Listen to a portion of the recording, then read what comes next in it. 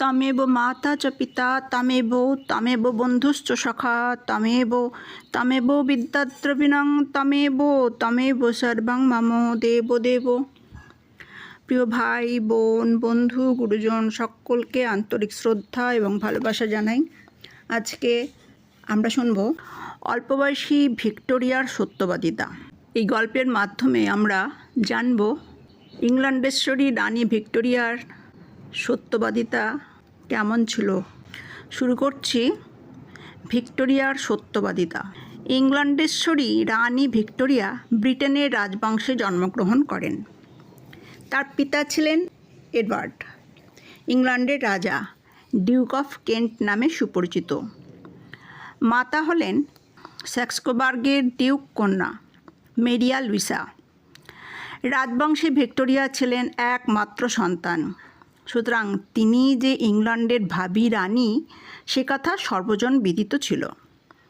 অতএব সেইভাবে তার মাতা পিতা তাকে বাল্যকাল থেকেই উপযুক্তভাবে গড়ে তোলার দিকে সতর্ক দৃষ্টি রাখতেন, যাতে তাদের কন্যা সর্বগুণসম্পন্না, বিদ্বান, বুদ্ধিমতী এবং সম্ভ্রমশালিনী হয়ে ওঠে। ভিক্টোরিয়াও নিজেকে সেইভাবেই প্রস্তুত করতে সচেষ্ট ছিলেন। মাতা পিতার প্রতি তার বিশ্বাস এবং শ্রদ্ধা ছিল অপরিসীম।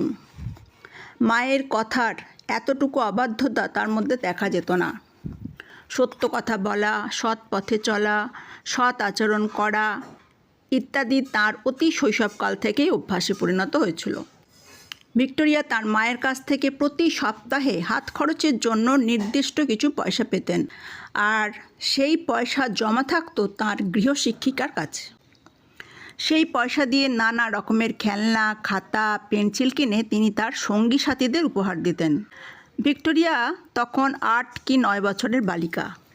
একদিন গৃহশিক্ষিকার সঙ্গে বাজারে গিয়েছিলেন, আর খেলনার দোকানে গিয়ে একটি ছোট্ট সুন্দর পেন্সিল রাখার বাক্স পছন্দ করেছিলেন। কিন্তু দাম দেবার সময় গৃহশিক্ষিকা দেখেন বাক্সটির যা দাম তা তাঁর কাছে নেই। তাই বললেন, এ সপ্তাহের পয়সা সব শেষ হয়ে গেছে, কাজেই এখন এটা নেওয়া যাবে না। দোকানদার জানতো তার খরিদ্দার বালিকাটি কে, তাই সে বলল, তাতে কি, আপনি বাক্স নিয়ে যান, পয়সা পরে দিলেও চলবে। ভিক্টোরিয়া বললেন, আমি ধারে কোনো জিনিস নেব না, আপনি বরং বাক্সটা আলাদা করে সরিয়ে রেখে দিন, পরের সপ্তাহে এসে নিয়ে যাব।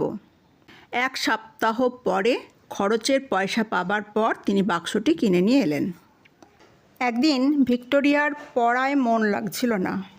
শিক্ষিকা বললেন, রাজকুমারী একটুখানি পড়ে নাও, তাহলে তাড়াতাড়ি ছুটি দিয়ে দেবো। ভিক্টোরিয়া বললেন, আজ আমি কিছুতেই পড়ব না, আমার কথা শোনো।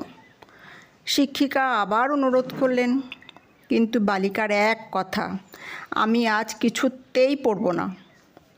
এমন সময় তার মা লুইসা তাদের কথা শুনতে পেয়ে দরজার পর্দা সরিয়ে বেরিয়ে এলেন, আর মেয়েকে চোখ কটমট করে বললেন, কি বকছিস কি, পড়তে বস, কথার অবাধ্য হতে নেই। শিক্ষিকা তাড়াতাড়ি বলে উঠলেন, ম্যাডাম আপনি কিছু মনে করবেন না, রাজকুমারী আজই একবার মাত্র আমার কথার অবাধ্য হয়েছে।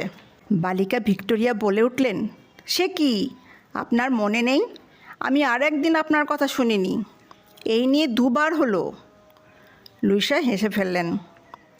বাল্যকাল থেকে এরূপ সত্যের প্রতি নিষ্ঠা এবং সত্য ভাষণের অভ্যাস এবং চরিত্রের যাবতীয় সদ্গুণ তাকে অসাধারণ ব্যক্তিত্বের অধিকারিণী করেছিল।